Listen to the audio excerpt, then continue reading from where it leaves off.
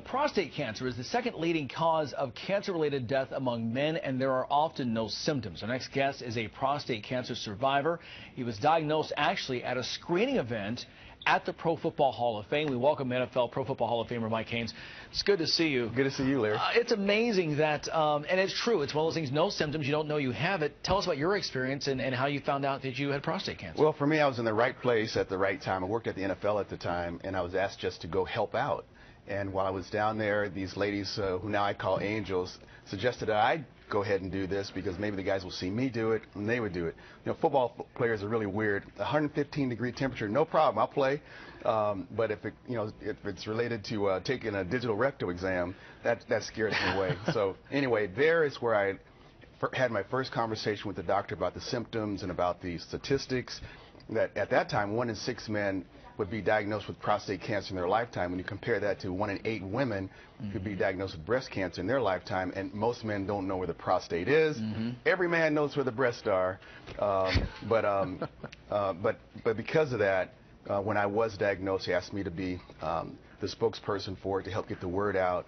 And I've been really blessed to be able to have all these Hall of Famers that are living helping us do that. Wonderful. I think one thing that hurts us in the fight against prostate cancer is that it is a slow-growing cancer. Yes. And so a lot of times men say, well, if I get it, I'm going to die of something else before it gets to me. Yeah. But you still need to take this seriously. Yeah, most men are going to die with prostate cancer. Yeah. It's in your system already.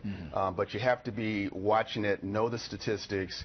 If there's a spike in it, doesn't mean in your PSA, which is a simple blood test, doesn't mean you have cancer, but it does mean something could be going on. And so really we're asking people to go talk to your doctor, know your own risk, know that it runs in families. If you're African American, you're more likely to get it than most men. If it runs in your family, you're 1 in 3 of those men are going to get it. Really?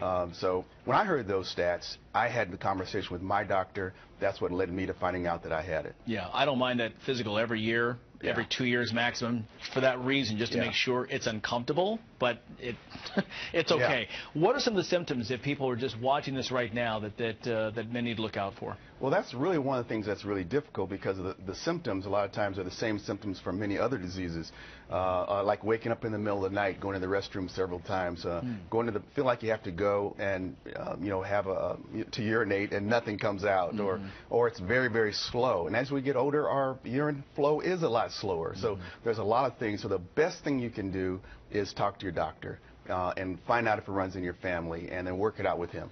Is there a website to go to with your organization? Yeah, knowyourstats.org. Okay, that's easy enough. Yeah, easy. Yeah. And I got to get this in very quickly before we go. You just came back from Israel on a personal trip over there? Actually, it was 19 Hall of Famers. We met with the Prime Minister there. The ambassador of Israel invited us to go, and we had a blast. And it's not as dangerous as a lot of Americans probably think. And if you're a Christian, a Jew, a Muslim, you got to go. It's life-changing for all of us. That's the one thing, is that no matter your religion, yes, there's a central base there for you. Yeah. Mike, good to see you. Thank you, Larry. Thanks again. Thanks for getting the word out, too. We appreciate that. Thank you. Pro Football Hall of Famer Mike Haynes. Good.